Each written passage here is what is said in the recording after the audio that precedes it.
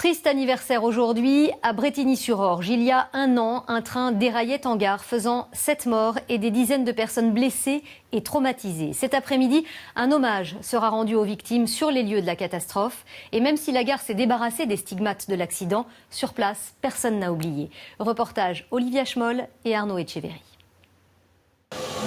Un an après, les traces de la catastrophe ont été totalement effacées.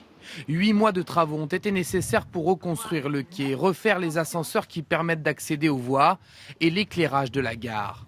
Coût total pour la SNCF, 1,5 million d'euros. On devait refaire cette gare et la refaire un peu comme elle était avant. Voilà. Et je pense que c'était aussi notre mission de contribuer à ce que, on ne rajoute pas de la douleur à la douleur déjà existante. À Brétigny-sur-Orge, les images de ce 12 juillet 2013 sont encore dans toutes les têtes.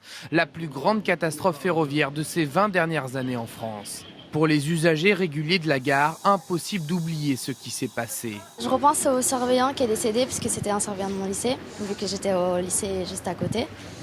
Et puis quand le train il bouge un peu, on n'est pas très rassuré. On appréhende quand même toujours un petit peu. Ah oui, pourquoi ?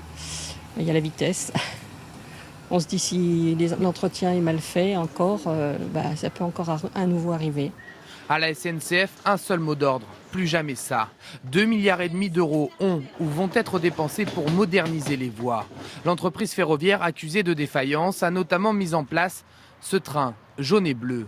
Grâce à des caméras et des capteurs situés sous le train, les cheminots sont capables de détecter les anomalies sur les voies, comme une attache manquante par exemple. La machine fait de l'auscultation donc en temps réel de la voie, et lorsque la machine va détecter un défaut, qu'il soit avéré ou pas, il va m'envoyer donc l'information sur le réseau et moi je vais pouvoir le visualiser.